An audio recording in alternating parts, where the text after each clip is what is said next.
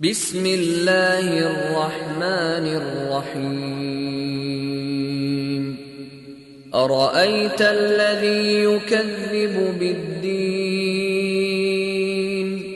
فذلك الذي يدع اليتيم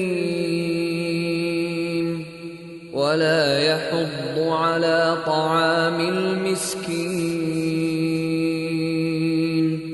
فويل للمصلين